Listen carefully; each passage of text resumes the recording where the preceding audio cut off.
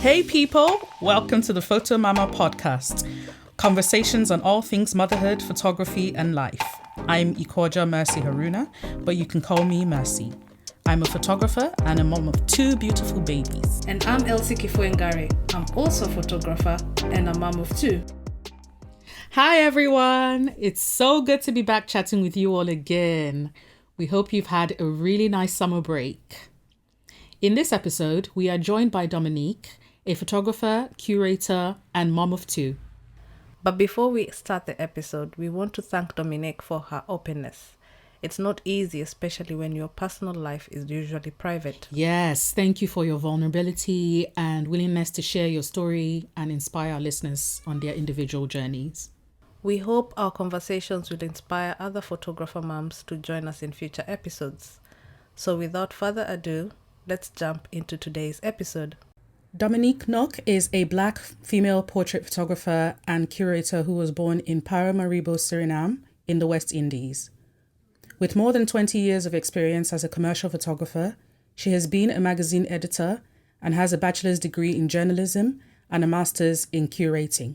She also judges photography and art competitions and occasionally writes for a photography magazine. Her photographic work has been featured in The Guardian, BBC Midlands, ITV.com, various business Dutch magazines, and the Voice of Holland, and has been exhibited at the Midland Art Centre, Deptford Does Art, London, Harris Museum, Preston, the Photography Show, Birmingham, and FUJIFILM House of Photography. Her curatorial career started with the exhibition We Are Here for UKBF Talk, that is, UK Black Female Photographers in Warsaw. Since then, she created platforms for talented, predominantly female identifying visual artists. At Midland Art Centre, she works with individual artists and collectives such as Miriam Wahid, Sharon Walters, Mixed Rage Collective, Yasmin, Grayson's Art Club, and Adila Suleiman. Dominique is passionate about contributing to conversations involving equal representation of female artists from the African diaspora and from Black, Asian, and global majority heritage. 11 years ago, Dominique, along with her husband and two daughters, made the exciting move from Amsterdam to London. Welcome to the show, Dominique. We're so happy to have you. Thank you. Yeah, welcome. Thank you. Thank you for inviting me. Yeah. Thank you. Was everything about you captured in that, or would you like to add anything to that introduction? I think it was really good. Every time I hear all of this, I'm like, oh, actually, I have done something, because sometimes it feels like you're doing nothing, right? Like you're standing still.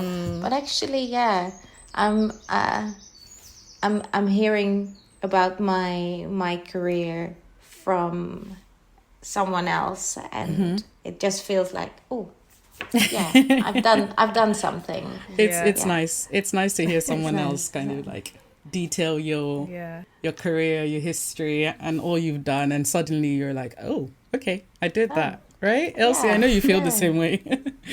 Yeah, I'm really loving the way she's taking stock as well of the whole, hearing it back. Yeah. It makes you feel a certain type of way, and I love hearing the joy in your voice. It's really nice. Yeah. It's refreshing. Yes. Well, Dominique, why don't you tell us a little bit about yourself and your motherhood story? So I married quite young, at the age of 23 or 24, and that was in Amsterdam. My husband and I met in a church, and we fell in love. At first we were friends, and then we fell in love, and so I think that is the basis of everything, you know, having this solid relationship with its ups and downs, obviously, because we're both completely different people. But yeah, starting to build on that as a family. I got married while I was still in full-time education. So my timing was off. That was really, that wasn't helpful, because of that, it took a lot longer for me to finish my bachelor's degree in journalism, and that was in the Netherlands. But yes, Stan and I started having kids. I had my first baby, Lisa, 20 years ago, and I was still in full-time education. And actually, I got my degree when I was pregnant, heavily pregnant with my second baby. So I made a conscious decision that I really wanted to finish something that I started, because in my family line, that was something that didn't occur very often, that we started something but not finished it. So I was very conscious about that I really wanted to finish it. And it took me about nine years to get my degree. But I did it. And back then, the student loans and all those things were great, because in this era, it would not have been possible at all. But yeah, so that is when I started my family, under 30, having two girls. I had a miscarriage as well in between, so I should have had 3 babies. So yeah, that was an interesting season of my life. I was here nodding my head because I relate. I got married quite young as well, and started having my kids. Got married at 23 and had my first at 24. So I relate on that level, having to really push through, and saying, when you said that you just really made a conscious decision to start, knowing that you started it, you really wanted to finish it. I know exactly what you mean. And me and Elsie have had this conversation before, having kids while you're studying and having to go the extra mile to be able to finish. But yeah, we're proud of you that you did that. Well done. Thank you. I'm proud of you as well, because you did the same thing. Yeah. So yes. Yeah, I identify in the sense that wanting to finish. When you said you wanted to be the first in your family to finish the education, not giving up. I felt that deeply, because I also was in a position where I had my second when I was halfway through my degree. And yeah, having kids and studying, and at the time I was also working and juggling all of that, it was not easy. I almost gave up. But I said, if I stop now and say, oh, I'm going on maternity leave, I don't think I would have gone back to education. I think I would have just said, I can't be bothered. But I stuck through it, and I finished, and I'm glad for it. So well done for sticking through it. And thank you as well for being vulnerable with us on that regard as well. So we really do appreciate it.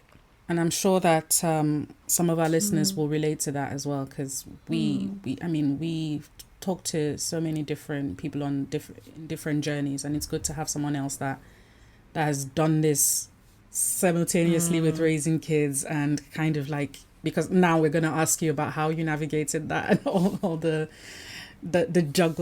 struggle in the juggle. Well, how did your photography journey start? Did you kind of start it at uni, or was it like before? So I was a very lazy student, very lazy. And so at first I really wanted to do more writing or go into television. But then I heard that everybody was in school until 7-8 o'clock in the evening. I was like, no, I have a life.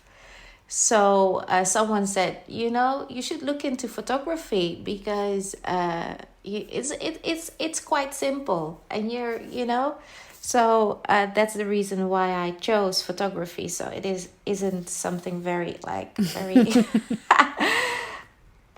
oh wow, I fell in love with the medium. Well, I did take photos since I was very young. I got cameras and things like that, but I never thought about it as it being like a profession, right? It was something I enjoyed doing, telling stories through that, and just having the prints in my hands. That was something I really enjoyed since I was 11, 12 or something.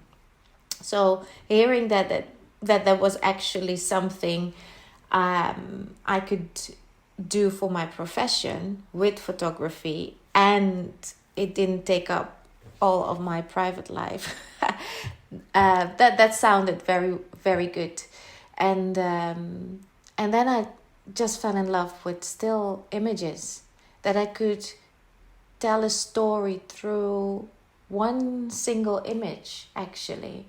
What I really loved is connecting with the people in front of my lens, is like having a peek in people, their lives, that I was able to, for example, I joined with a police officer who did house visits, and I just went into homes of people who were who were living quite challenging. And yeah, I just felt very privileged. And yeah, I'm a very nosy person as well, so I do like to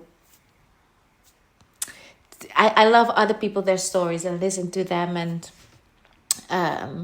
so then I fell in love with photography and with the stories behind all the images, and the people I was able to connect with, who shared a piece of them with me. I think that was so that was incredible.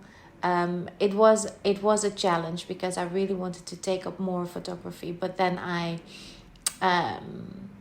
fell pregnant with Lisa, so my 20-year-old. I have Zoe as well. She's nearly 18. And I had difficulty with my hips. I'm not sure what the word is in English. And then I wasn't able to do like because we could go into businesses and like do the apprenticeship, etc. And I wasn't able to do the whole thing as a photographer. So I ended up as an editor, so for a newspaper. And they were so kind. And I have to say I learned a lot about pictures and what people like and what they don't like, how to shoot, etc. So I learned from a different angle, the power of photography, actually, and what people want to see. I was obviously very disappointed that physically I wasn't able to do the photography itself. But there was like a very lovely photographer, and he was, because they work with like freelancers, but that was a photographer working full time for them. So I was able to go with him a couple of times and learn from him. So that was nice, but it was a sacrifice, actually.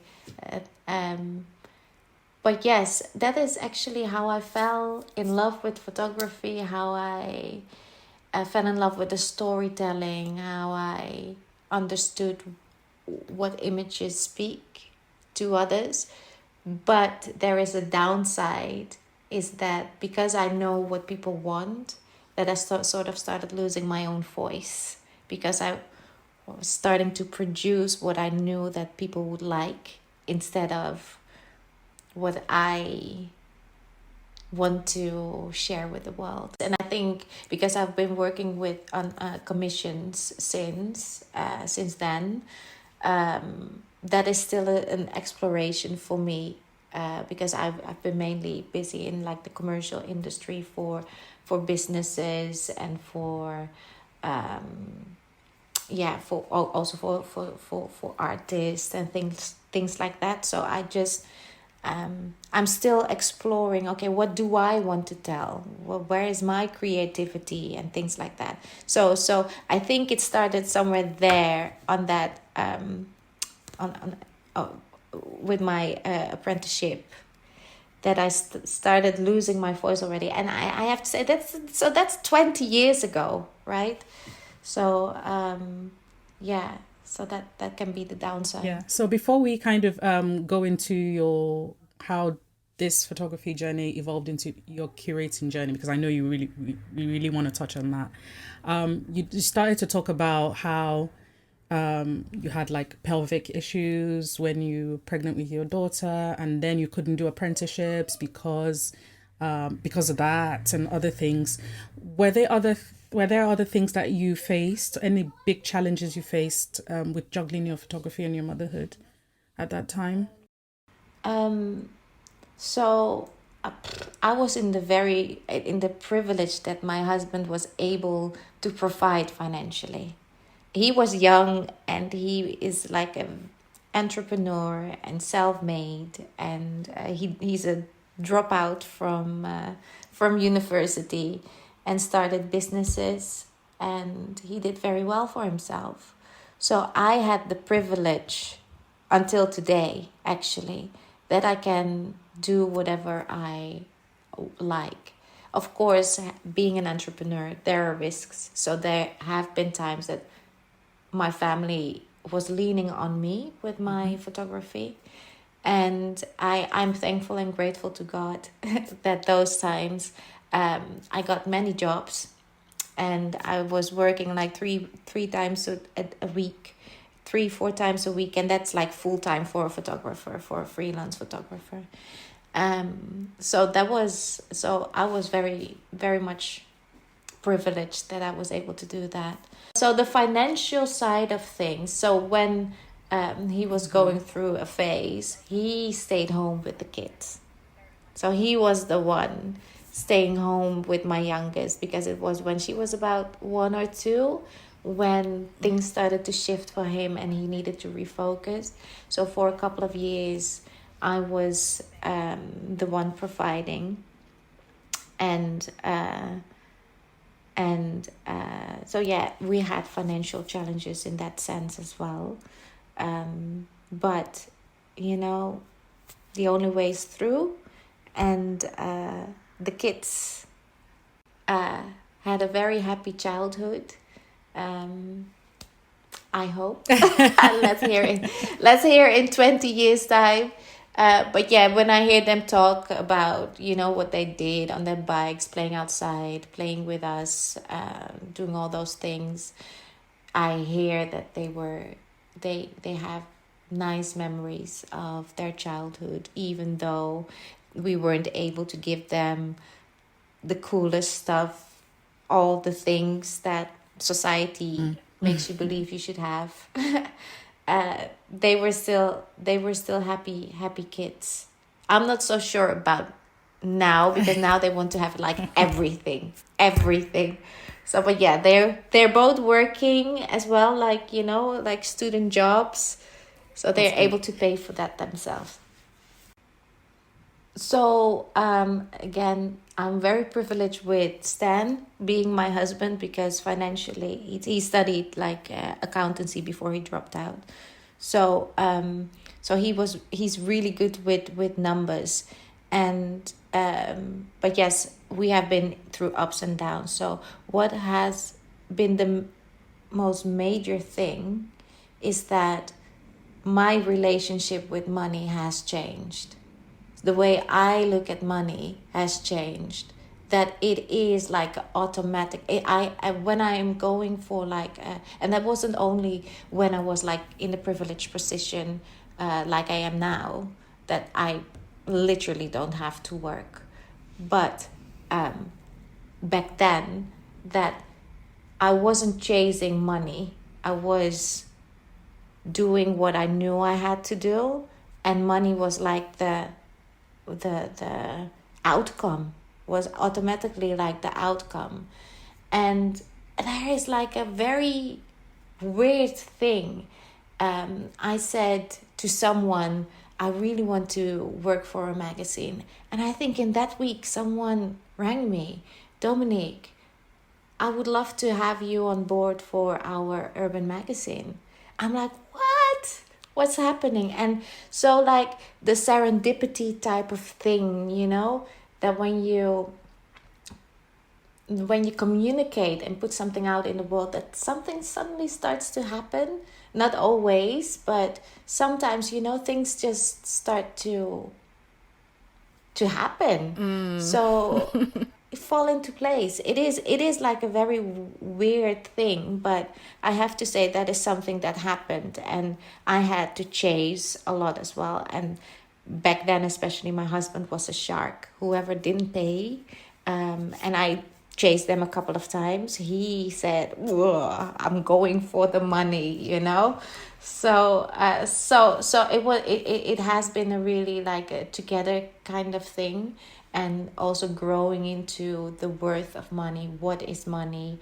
Why is it important to me? Is it something I need to exist, or is it something that is like a thing that we need in because it is something we need in everyday life, right? But once you take away like the power of money,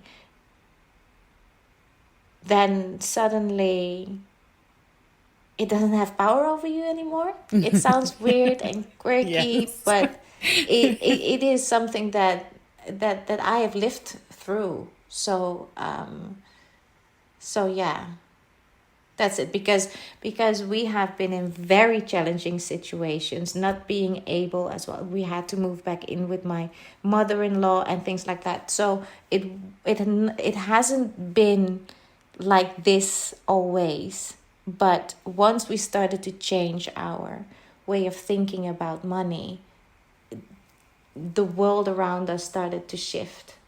That's just, yeah.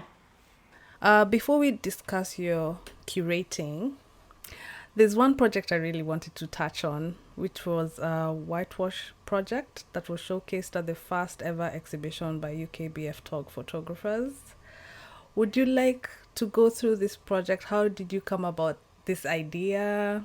What was your thought process with this project and all of that?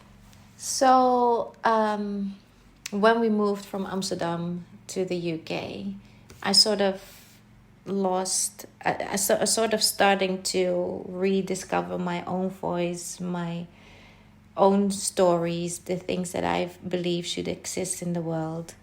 And not having a lot of people I know, like the artists I know in the Netherlands and all the, like my whole network, I started to focus more on my family. And so the person in the images is actually my daughter. And one, because I found it easier for me, that I didn't have to go and ask someone for a waiver or whatever. Because in the Netherlands, I never had to ask for work. So that is a thing. Everything was word of mouth. Everything was word of mouth. So I was quite, and maybe still I'm a little bit insecure about with approaching people for certain things, personal things.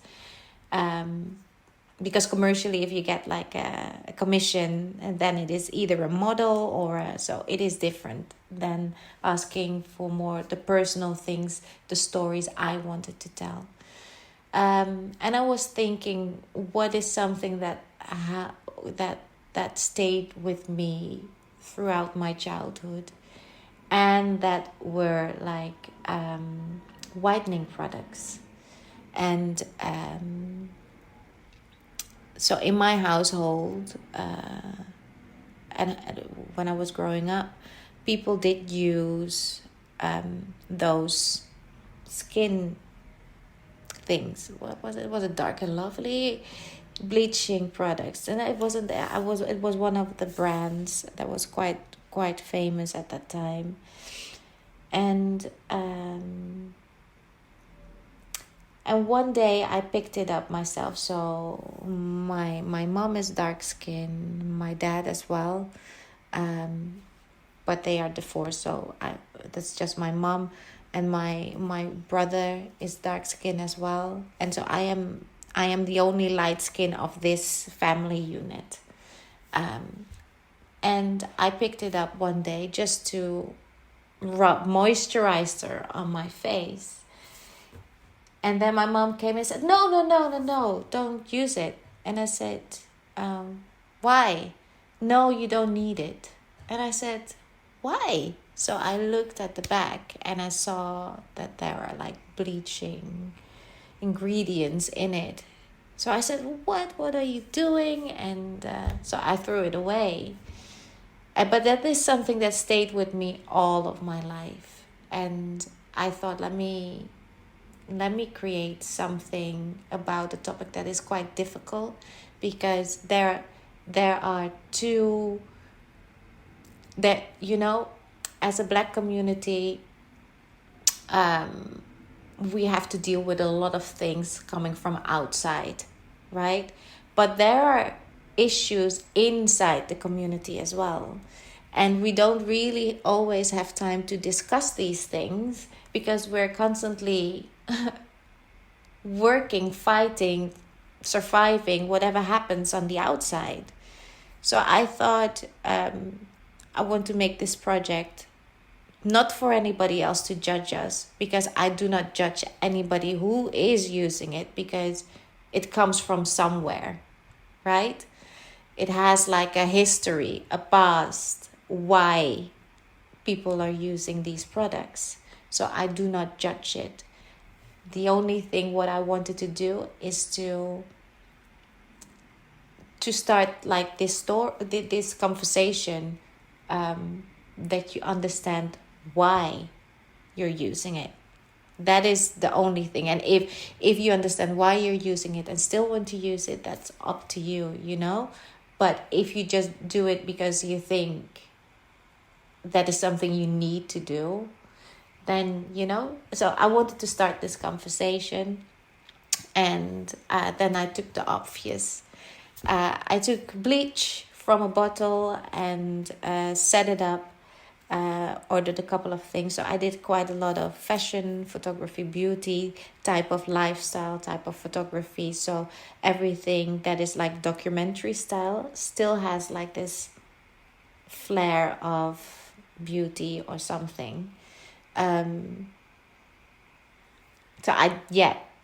that set aside. So I do think about all these things when I do like tell those stories. I like to layer it with still some sort of beauty. So I bought blue eyelid lenses for my daughter, straightened her hair that curled up at one point, and put her in the bathtub and used bleach. It was actually real bleach, just a couple of drops in the water, and just with her feet in it, because when she was laying in it, it was fresh water. That was no bleach. So yes, so that is actually the reason why I started this. When we had this at a Walsall, I had many conversations about this. People saying, I know people who are using it. At one point, I was on a break, and then another photographer who was exhibiting next to me had a chat with a very fair-skinned Asian person who said that her mother actually put her in the bath and scrubbed her skin with bleach. So she was very emotional. I was upset that I missed her to have this conversation, but yeah. So I started this project because I wanted to open a discussion within the community, not everybody outside judging, but that we understand where things come from. The lighter skin, the European features, the relaxed hair, all of that has a past, has a reason why we do what we do, having good hair and all those things, you know, all those conversations. So and I have seen people as well at the exhibition who I could clearly see used it, and they looked at it and they were really confronted and walked straight past it. But I didn't do it to insult anybody. or to say you're a bad person or what you're doing, you know, just to start this conversation. Do we understand why we're doing this? Which is an important conversation to have, especially in light that we are raising the next generation. How are we transferring some of those practices, you know, without knowing? Like your mom was doing this and you saw it, you know better now. So your children hopefully don't do that. You know, we can have, the more we have these conversations, the more we can get to the root of the matter, which can help us to make sure that we're doing better by the next generation. Yeah. And when you're doing the project, because you said this is your daughter, did you have the conversation with her before embarking on this project to make her understand why you're doing it? What kind of conversation was going through your head and with her and with your daughter, not just the daughter that appeared in the project, but both your girls? Yeah, we're very, like, you know, Dutch. So we're very open about everything from, past traumas to, current things. So we're very open. So I discussed this with my daughter, and she said, you know, this is wrong. It shouldn't. We should love our own skin. We should, So for her it was good. But I would like to point out that I had the conversation with my brother afterwards, and it was the first time we ever talked about this, because I explained the project before it came out, because it was quite, you know, a personal thing. And he said, but you don't understand. And I said, what do you mean? You don't understand because you're privileged with your lighter skin. And that was the first time ever in 40 years' time that I had this conversation with my brother. So I was very humbled by that and very made aware of being from a lighter skin, that you can easily say, oh no, you shouldn't be doing that, or you should be, you're right. So it made you acknowledge your privilege. And that was really like, oh wait, you know. So but that being said, both of my kids are agreeing with me. But I do have to say that the next generation is quite proud of, so my and then I'm talking about my nieces and nephews as well. They are very proud of because we have everything ranging from very light skin to a very beautiful darker complexion. So and everybody, we were just like, you know, you wear your natural hair and all of that. Natural hair, relaxed hair, braids, everything. We have everything. So yes. It's a really powerful project. I really do appreciate you doing this, and also it does make you sit and ask. All of us need to ask these difficult questions, and I'm really proud that you get to do this. Yes. Use your voice that you never had before. Yes. Was this one of your first personal projects after the plan? Yeah. Oh, brilliant! And will you be doing more? Will you be exploring this a bit more? So I've been thinking of that, but it feels like that project is sort of finished. We can have more conversations about it, but more research, etc. But again, you know, I come from a very commercial background, so the thing is that we did things quickly. You know, a project never took longer than a week or so, and so I have to like make this shift into engaging in longer term projects, and that it is okay to have like longer term projects. So, but I'm not quite there yet. So I've done this and then I'm focused on the next, right? So, but maybe I should stay a little bit longer with one project. You know about this because you're both doing long-term projects. What do you prefer? In fact, it's the opposite for me. I like the long-term projects. I like to sit with things. I like to take time with them. But that's only because I come from more of an like art background, and that's where I saw myself taking my photography, was doing more long-term projects, traveling, really embedding myself in like places and with places and people, and then making books and exhibitions, and that's the sort of background that I come from. So commercial is actually what is sort of foreign to me, which I been exploring recently as well, and kind of having a brief and finishing that, knowing that's done, and then moving on to the next thing. So yeah, it's good to kind of I think that it's good to explore different things and not just sit in the same thing all the time. It allows you to kind of figure out what next you could do. I mean, we could do so much with our lives. We have such a long life, right? By God's grace, we could do so many things, and encouraging others who are probably listening to this and thinking, oh, I'm stuck in a rut or whatever, in a creative, break out of your comfort zone and do something completely different, and you just might find yourself blossoming and whatever, right? That's true. Yeah, I find myself a bit of both. I like projects that finish and I'm done with, and I also like long-term projects, because I think the finishing bit came from uni as well, from that art background, because we only had 12 weeks to finish a project and then you move on to the next module. So that mindset came from that. But at the same time, I'm like, okay, yes, I did finish that project, but I think I can develop it more, or shift it in its head and make it something else, as in make a new project out of that one that was finished, right?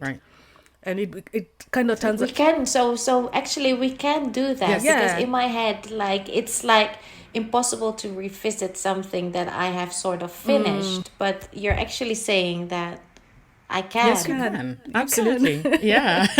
Because one of my lecturers always saying, turn it in its head. This thing of turn it on its head. I was like, what is this? What do you mean? But I kind of understood what it meant. Like, yes, you might think this is finished, but take from it and make something new. And it can be that longer project. And there's some projects which I would rather sit with it, and projects are not necessarily long for the sense that you're making the work. It's the research behind the work, like you taking your time to develop your language skills with the work, understanding what you want to do, the message you want to put across. I think that's where the long term comes in. And then allowing yourself to experiment with different things as well. Like, for example, with Offspring, I wanted it to be a definite project, right? But there's so many things that go into a project like that.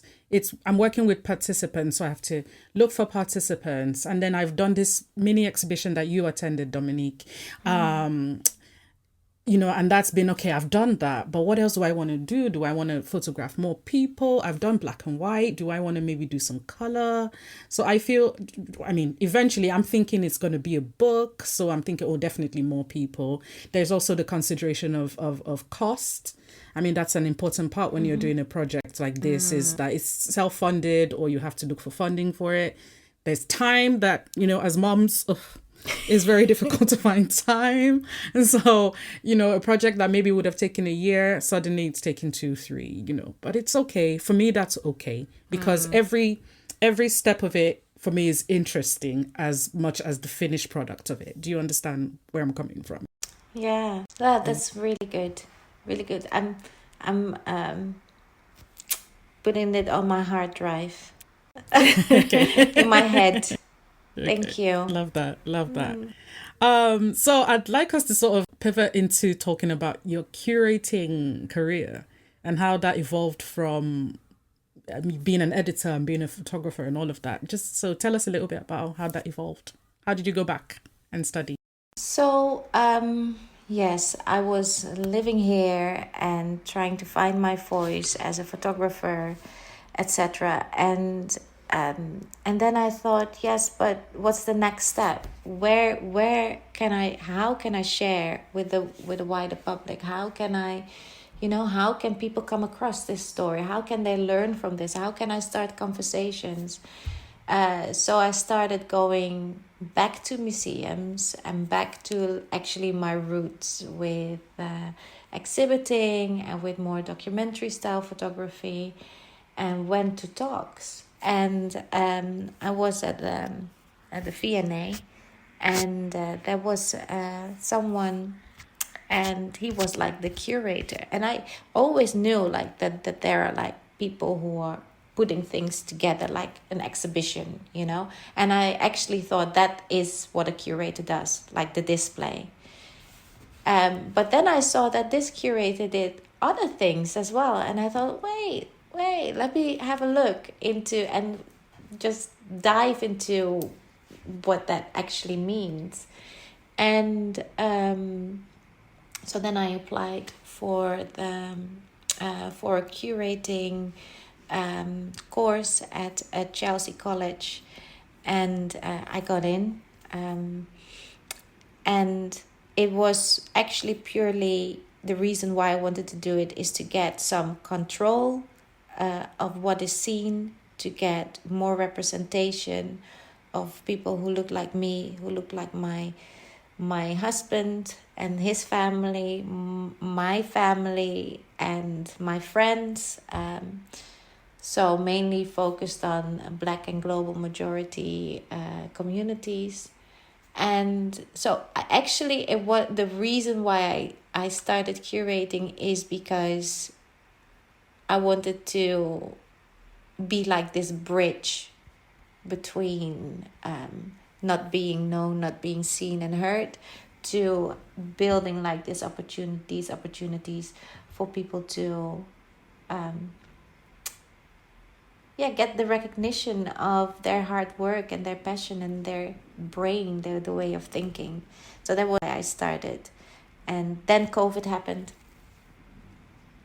Yeah, so I was like a mature student. It is a year and something course.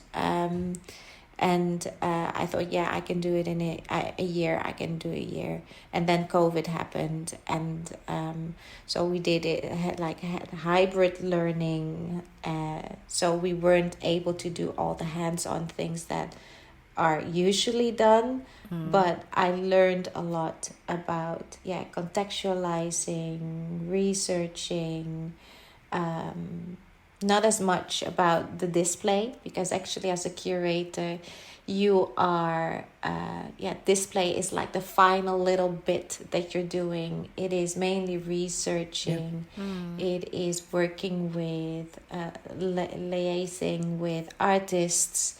It is caring for them, going through their works with them, helping them develop like a language that can communicate their I'm using the word story a lot, their way of thinking to others in an effective way, and that can be through having readings, that can be through having all kind of different things, right? So you're a programmer, you're a project manager, you're a producer, many hats.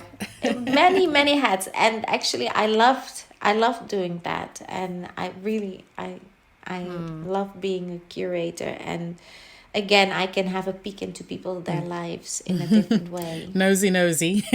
Yeah. Yes. And so since this was happening during the pandemic, was We Are Here like your first curating opportunity? Yes. So what I said before, right? Sometimes it's good to communicate what is living in your heart. And I said to like to Jamila Yukebu, she is the person who founder. The founder, thank you. The founder of UK Black Female Photographers, UK BF And I mentioned it to her and I said, listen, I just want to do something with curating.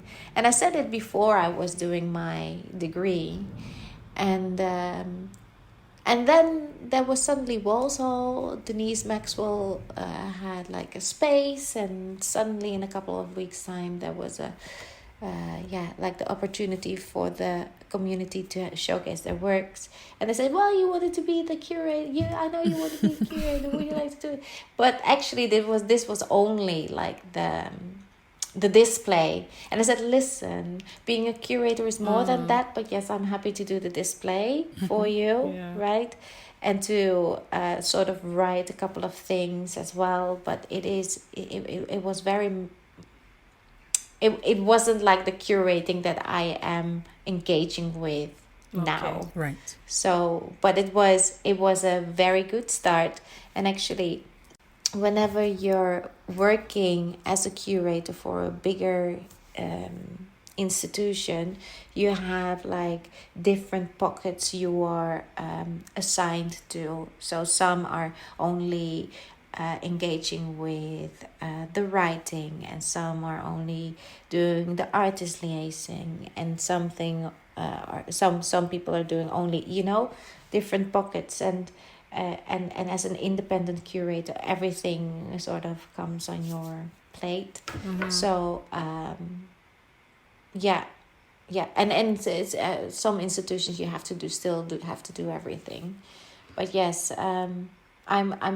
I'm happy with this exploration and meeting people who are quite relevant in the photography industry, for the sense of exposure. So yes, I'm fairly new in this industry, but I have already met quite a few people that I really want to connect with. And Okay, so you said, you kind of said that was not exactly what you're engaging with at the moment, which kind of makes me think that there is something they're working on at the moment that you maybe want to share with us, or that you're going to be working on next. So we recently had a photography exhibition at FUJIFILM House of Photography. They were the kind sponsor of UKBF Talk. We had 51 different photographers exhibiting one image each, responding to the theme Living Your Dream. So we had like different sections of identity, heritage, conceptual, and so everybody told their story through, actually we picked one image, but the reason why we did that is because we really wanted to showcase that the community is big, and that there are quite a few Black female photographers in the UK. Yeah. So this was just 10% of all the women who are within this group. And Photo Room will be opening next week, Saturday, on the 24th of June. And that is a photo festival in Somerset, in Frome. That's near Bath, and not that far from Bristol, and 20 images from the Living the Dream exhibition at FUJIFILM House of Photography will be showcased there as well, and these will be the images that respond to the theme identity. So yes, so I'm very excited about that project, about working with Mick Yates, who is like the director of Frome Festival. I will also be sitting on a panel discussion during their symposium, having a conversation about because it has to do with decolonization, the theme. And I'm very curious how this topic of decolonizing environments suits within like a conservative town. And so I'm intrigued and curious, and how people will respond and who will be attending as well. Yeah. Oh, brilliant. Yeah. Thank you so much for sharing. One final question I would like to ask you. you've done all your curating, your photography, and you spoke about some of your commercial work. Especially with your curating and being part of the UKBF Talk community, how beneficial have you seen being part of a community? Has it been to you? How beneficial has it been to you? I think it is really good to come together with people. You don't have to explain yourself to constantly. Obviously, being Black is not homogeneous, right? We're all different. We come from different parts. Being like Surinamese, from it is a country, South America, officially not Caribbean, but still part of the CARICOM. So we're figuring out, I think, what it is part of. But so we're all different. We're all different, and we have different expectations of life, etc. But the thing is that we have so much overlap as well, and that coming together as a group of Black females, I think, and female identifying people, that I think that is so strong and encouraging as well, because we do need that sisterhood. As I mentioned before, there's a lot on the outside happening, right? So on the inside, we have to heal and we have to connect, because I believe that healing comes through connection. Connecting with yourself, connecting with your loved ones, connecting with nature. I believe healing comes forth through connection. So yes, I am happy. I'm also happy that I'm part of the Black Curators Collective since recently. So we're coming together in a very safe environment, talking about curatorial projects and about things that we are facing, difficulties, lovely things. And so I think, yes, these settings are incredibly important. Connection is something we shouldn't overlook. Yeah. And so yes, I'm happy I'm part of UKBF Talk, and happy I'm part of BCC, Black Curators Collective. And great. We talk a lot about community, so always, as you said, community so important, connection so important, sisterhood so important. Yes. Yes. Thank you. I think that's a brilliant place to end on. Thank you, Dominique, for joining us. But before we go, we'll have some quick 5 questions to ask you. So recently, what have you been listening to, reading, or what podcast have you listened to? So I've been reading not as much as I want. So actually, I have been started with Familiar Stranger of Stuart Hall, and I think it's amazing. I just finished the book How to See in the Spirit, because I love the spiritual realm and the mystical part of things.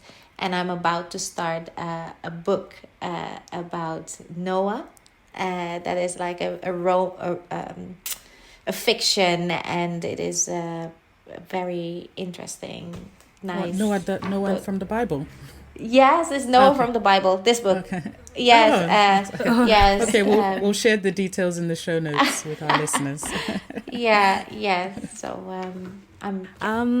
last and final question: if you weren't a photographer, what would you be? Other than curating, because you've spoken about curating. So yeah, or being an editor. If you aren't any of that, what would you be? And don't say mom, because you're already that. So I would have been a mermaid. Definitely. Ariel? Definitely. Ariel. I would have been, by now I would have been the grandma of Ariel, probably. But did you watch the new Little Mermaid? Not yet. Oh, it's amazing. Go see it. Is it? It's so good. I love it. It's really nice. Yeah. So no, actually, I always wanted to be a journalist since I was since I was able to watch TV. So yeah, 5, 6, 7 years old, I always told stories. I recorded stories. And I shared like the cassette tapes with my friends. They said, "Oh, when is the next story coming out?" So I just gave cassette tapes every week, I love with that. all my made up fairy tales. So I was always like a storyteller, always a storyteller.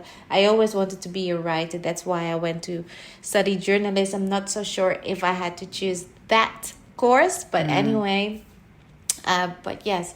So I am doing something that I always wanted to do, being a storyteller. Oh, So yeah. love that. Yeah, that's amazing. Love that. Yeah, thank you so much for sharing with us. Really Yes. appreciate it. Yeah. Thank you. Thank you for having me. It feels very I felt very calm. I was quite nervous this morning, but your calmness, your calm demeanor, is that the word? Is Yeah. was really good, and the questions, and I really felt safe chatting with you. Great. So yes. We're so happy to hear Really that. happy to Thank hear you. that. We really do appreciate you taking the time to speak with us, sharing your story, being vulnerable with us, because it's not very easy. And I hope our listeners who are listening take something from it. And give yourself grace as always. Yep. Mm-hmm. Thank you. Mm-hmm. Thank you. Thank you. Thank you, Dominique. So if you're interested in joining the conversations, we have a Google form you can fill out in our show notes. If where you're listening to this podcast does not support show notes, you can find our form on our website, www.photomamapodcast.com. And if you have any questions, you can email us at photomamapodcast@gmail.com.